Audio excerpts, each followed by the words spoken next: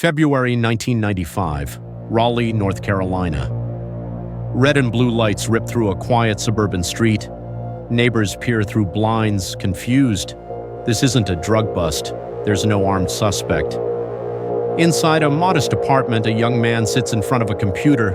Phone cables snake across the floor. A modem hums softly. Outside, the FBI moves into position. Their target isn't violent. He isn't armed. He isn't even standing. But he has done something no one else managed to do. He made the FBI chase him for years and lose.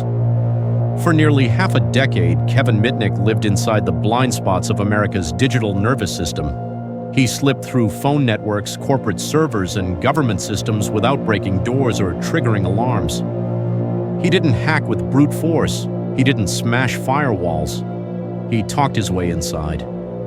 Somewhere along the way, the hunt stopped being about stolen software. It became personal, a psychological war between a teenager and the most powerful law enforcement agency on Earth. Inside the apartment, Mitnick exhales. He knows it's over. The knock comes, hard. By morning, headlines will crown him a computer criminal mastermind, a digital menace, a symbol of everything America fears about the internet. But no one asks the real question.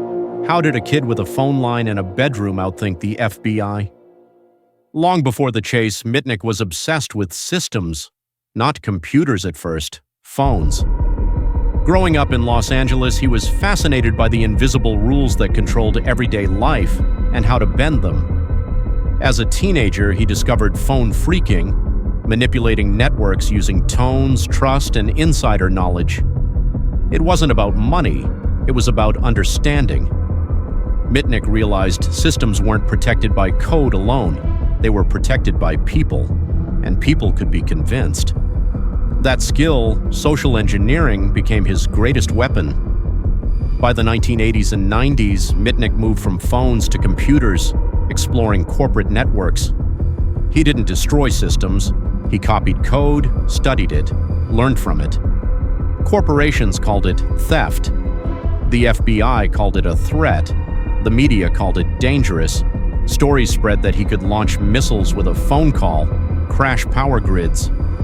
None of it was true, but fear didn't need facts. The manhunt escalated. Agents chased ghosts. Trails vanished. Mitnick rotated numbers, spoofed identities, and disappeared just ahead of capture. But living free meant living alone. Paranoia followed him everywhere, until one mistake. In 1995, investigators traced a signal to Raleigh. This time they didn't miss. Mitnick was arrested without resistance, held without bail, isolated, denied technology. Prosecutors argued he was too dangerous, even behind bars. This wasn't justice driven by evidence, it was justice driven by fear. But time revealed a deeper truth. Mitnick hadn't broken systems, he exposed them. After his release, the irony became clear.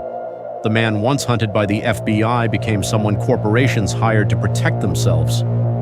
Social engineering became standard security training. The industry caught up, too late. Kevin Mitnick wasn't the last hacker, he was the archetype. Because the greatest vulnerability in any system isn't code, it's belief.